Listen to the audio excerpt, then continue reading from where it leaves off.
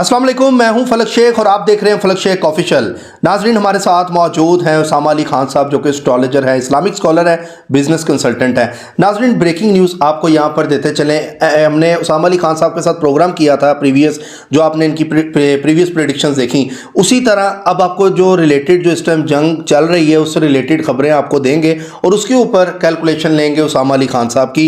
सबसे पहले बात करेंगे गज़वा के इत्तेहादियों की तरफ से जो रुख कर लिया गया है, उस हवाले से बात करेंगे कि जंग का इन्होंने कहा था कि 1 साल तक चलेगी। वो भी हम देख रहे हैं कि ये भी उन्होंने कहा है कि जंग जो है 2025 तक चलेगी।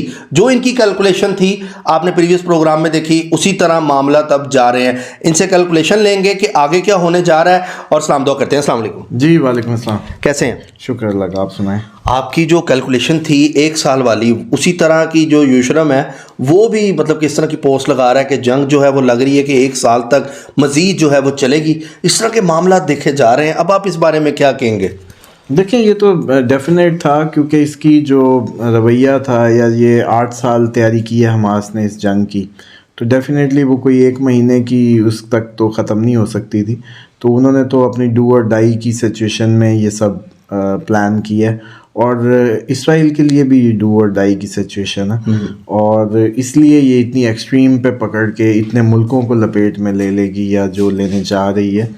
तो ये तो भी हम 8 नंबर की बात कर रहे थे, तो 2025 तो डेफिनेटली 9 नंबर है, और 9 वैसी जंगों का, जदल का। बिल्कुल आपने कहा। अच्छा, इसराइल कह रहा है 6 महाजों पर जो है ना वो जंग करेगा, इस पर आप क्या कहेंगे? क्योंकि वो तो हार नहीं मान रहा, लेकिन आप ये कह रहे थे कि इसराइल का बुरा हाल होगा।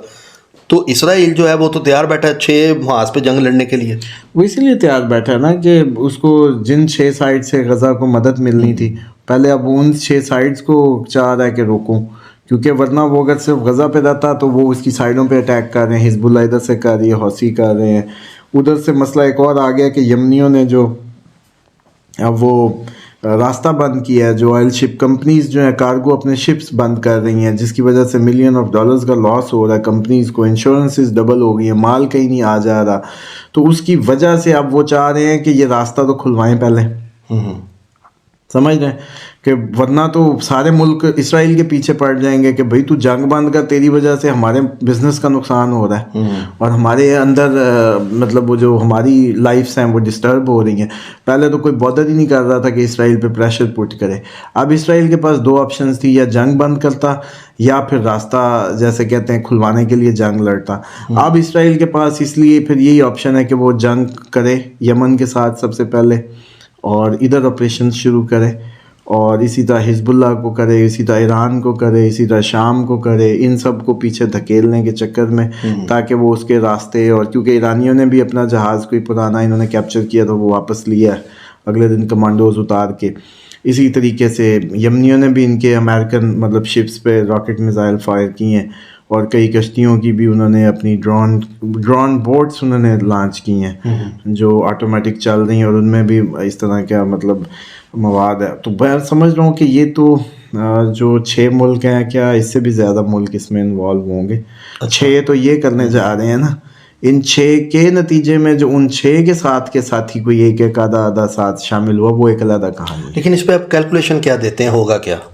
वो तो पहले ही दे चुका हूँ कि इसराइल ने ख़त्म होना है बस 2025 में। अच्छा। हाँ, ये सब के सब को उंडेल लेगा। याद है जब अटैक हुआ था तो किसी को नहीं पता था इतने मुल्क इन्वॉल्व होंगे, और मैंने कहा था कि सब के सब होंगे। अच्छा। और मोस्टली होंगे, और ये सबको अपने ऊपर उल्टा लेगा और ये ख़त्म हो जाएगा। अच्छा, ईरानी सुप्रीम कमांडर ने कहा कि फतह तक जंग जारी रहेगी, यानी कि उनको यकीन है कि हम फतह हो रहे हैं। हाँ जी, क्योंकि उन्होंने देखें हर तरफ से तो उसको टफ टाइम दे रहा है। अभी ईरान खुद डायरेक्टली इन्वॉल्व नहीं हुआ, और उन्हीं की बैकिंग है हौसियों को भी, हिजबुल्लाह को भी, हमास को भी, शाम को भी, हशद शाबी जो भी अभी मतलब अल-कासिम ब्रिगेड से लेके सबको जो वेपनाइज किया है वो पीछे ईरान ही है।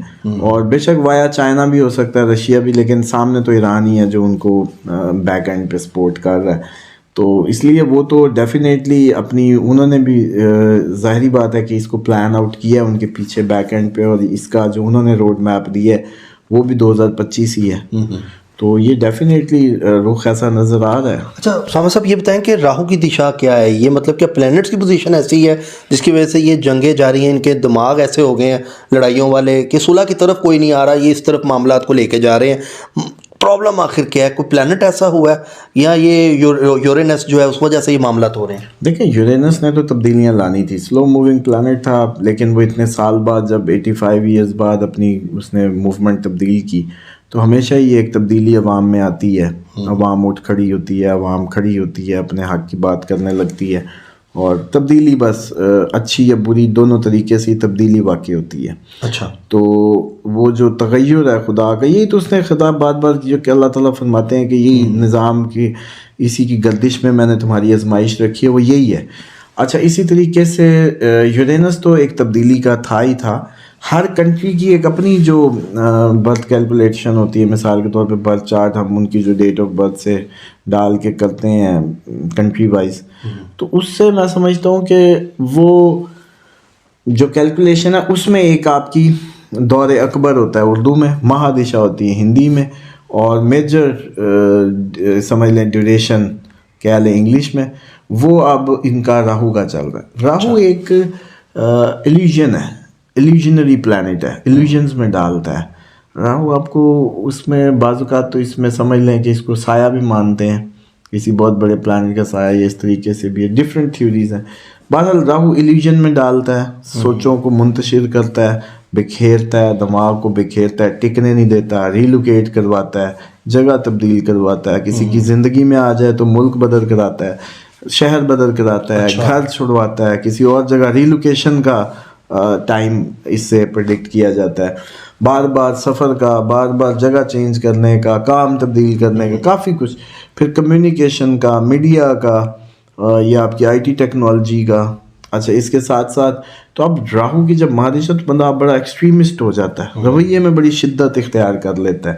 اس کنڈیشن میں اگر میاں بیوی میں بھی یہ آ جائے تو وہ میں سمجھتا ہوں کہ ان میں الیکٹریسٹی وہ جو ہوتی ہے نا الاسٹیسٹی وہ ختم ہو جاتی ہے، لچک ختم ہو جاتی ہے. اسی طریقے سے یہ جو ریزن ہے جس کی وجہ سے میں نے یہ پریڈکٹ کیا تھا کہ اسرائیل کی اگر یہ دشا چل پڑی ہے تو یہ یعنی کہ ایسا ایکسٹریم رویہ اڈاپٹ کرے گا اور لوگوں کو اس بنیاد پہ انسسٹ کر لے گا کہ آ جاؤ میرے اوپر.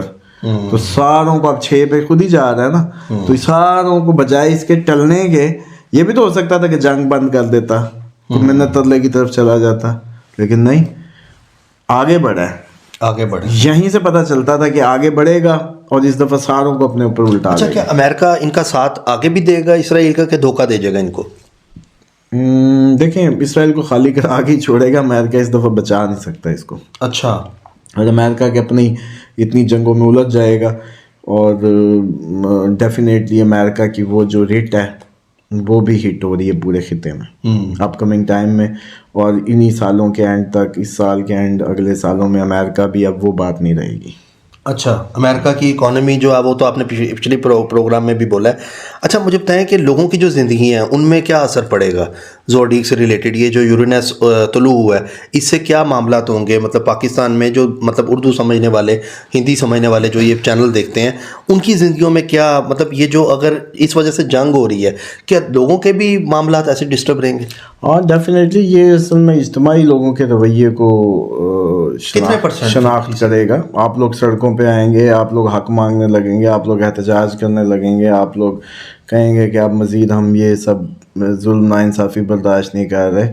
آپ میں ہر کوئی رائٹ کی بات کرتا نظر آئے گا، بڑا بولتا ہوا، اور کہے گا اب میں نہیں رہ سکتا ایسے مزید، اس طرح کے رویے. تو یہ اجتماعی طور پہ افیکٹ کرے گا. انڈیویجولی ڈیفینیٹلی وہ جب انڈیویجول سب بھی یہ ایک ہی بات کر رہے ہوں گے نا، آپ بھی یہی کہیں گے ہمیں انصاف چاہیے، میں بھی یہی کہہ رہا ہوں گا ہمیں انصاف چاہیے. اس طرح کا ماحول جرنل بنا دیتا ہے یہ عوام کے لیے. اچھا یہ ٹائم کب تک رہے گا؟ 1 سال تک رہے گا سارا پلانٹس کا؟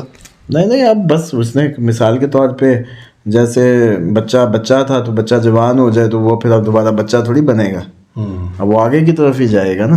تو یہ کہ جب تبدیلی ہو جائے گی، اب جو تبدیلی یہ ڈیمانڈ کرے گا وہ لے گا، اس کے لیے کام کرے گا جتنے سال بھی لگ جائیں، اور پھر اسی تبدیلی کے شاخسانے میں آگے چلتا جائے گا. اچھا تو اس وقت بھی آپ لوگ مطلب اس میں سمپل سا طریقہ ہے کہ ہم اس کو 85 ایئرز بیک اس کا ریئیکشن چیک کریں تو وہ ٹائم ہے جب اس وقت بھی آپ لوگوں کی یہ ساری کنٹریز میں انقلاب برپا ہو رہے تھے، تبدیلیاں واقع ہو رہی تھی، سیکنڈ ورلڈ وار لگی تھی اس ٹائم. جی سعودیہ بن رہا تھا، سعودیہ فارم ہوا، اور اسی طرح کے خلافت عثمانیہ گری، لوگوں نے نئی کروٹ لی، سیم ایز اٹ از اب نئی کروٹ ہوگی.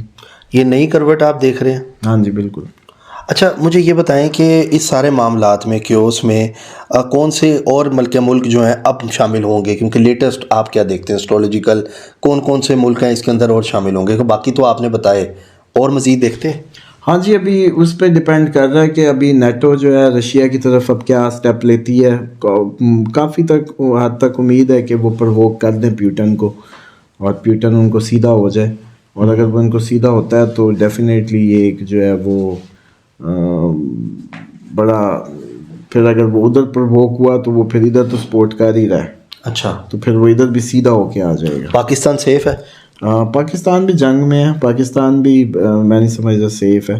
پاکستان کے تو سارے فرنٹ کھل سکتے ہیں. اچھا، پاکستان نے مطلب پورا حملہ تو کیا، اس کے اوپر جواب تو دیا ہمارے پاکستان نے. اب آپ کو کیا لگتا ہے کہ دوبارہ سے کوئی اس طرح کے معاملات تو نہیں ہوں گے؟ ہاں، پاکستانی بھی فوج اب ایکٹیو نظر آتی ہے، اور اب آگے سے آگے یہ بھی جو بھی ہوگا اس کا جواب دیں گے، اور جواب در جواب کا سلسلہ کبھی بھی شروع ہو سکتا ہے. اچھا، اس سارے معاملات میں آپ فلسطین کے معاملات کیا دیکھتے ہیں؟ فلسطین میں جو ظلم ہوا، جو چیزیں چلی، اس حوالے سے آپ کیا دیکھتے ہیں؟ دیکھیں وہ تو اب دیکھیں اس قوم نے بڑا عرصہ برداشت کیا، بڑا عرصہ وہ پیچھے، آخر انہوں نے فیصلہ کر لیا کہ اب زندہ رہنا تو آزادی سے، ورنہ مر جانا بہتر ہے. تو وہ تو ایک ذہنی حالت ہے جس میں وہ چلے گئے اور جانے دے دی. اب 25-26 ہزار اب تک میرا خیال ہے شہید ہو چکے ہیں، اور باقی اب یہ ہے کہ یہ 25-30 ہزار کی جو قربانی ہے، ڈیفینیٹلی یہ اب اس لیے تو نہیں ہے کہ یہ جنگ بند ہو جائے اور وہ اپنا واپس نہ لے، وہ واپس لے کے رہیں گے. اب فلسطین واپس ہوگا، اور ڈیفینیٹلی یہ کہانی آگے. اور ادھر کے 5 لاکھ علاقہ چھوڑ کے چلے گئے اسرائیلی جو آباد کار تھے. ہاں جی، بعد سے لالا کے آباد کیے ہوئے تھے نا، ان کے کون سے ادھر کوئی زمینیں جائیدادیں تھیں. تو اب وہ 5 لاکھ موو کر گیا، یہ تھوڑا سا اور ایکسٹریم رویہ ہوا تو باقی بھی نکل جائے گا. ایسے فوج جائے گی یا نیتن یا فتنے کا گھر، تو عنقریب پھر ان کی بھی قبر بن جائے گی. جیسے آپ کہہ رہے ہیں 2025 میں اسرائیل نہیں ہوگا. ہاں جی بالکل نہیں ہوگا. چلیں ناظرین، دیکھتے ہیں جو لیٹسٹ اپڈیٹ آئے گی اسامہ علی خان صاحب کے ساتھ. ہم اس جنگ سے ریلیٹڈ جو معاملات چل رہے ہیں دنیا بھر میں، اس حوالے سے ہم بات کریں گے. کیونکہ اسٹرالوجیکل آپ دیکھ رہے ہیں ان کی کیلکولیشن ابھی تک جو انہوں نے کی ہے، ہم نے بھی پروگرام میں کیا تھا، ساتھ ہی یہ خبریں اس طرح کی گردش کرنے لگ گئیں، اور یہ چیزیں آپ نے دیکھا ابھی پروگرام لگا اور اس کے بعد ہی مطلب کہ یہ چیزیں ہمارے سامنے آئی ہیں. باقی جو بھی لیٹسٹ نیوز ہوگی اس حوالے سے ہم اسامہ علی خان صاحب سے اسٹرالوجیکل حوالے سے جانیں گے کہ دنیا بھر میں جو جنگوں کے معاملات ہیں وہ کیا چل رہے ہیں. کیونکہ دنیا بھر سے آپ لوگ یہ دیکھ رہے ہوتے ہیں، جو کرتا ہے اللہ کرتا ہے، اللہ جو کرتا ہے وہ کو ٹھیک کرتا ہے. اسی کے ساتھ اپنے میزبان فلک شیخ اور اسامہ علی خان صاحب کو دیں اجازت. اللہ حافظ. اللہ حافظ.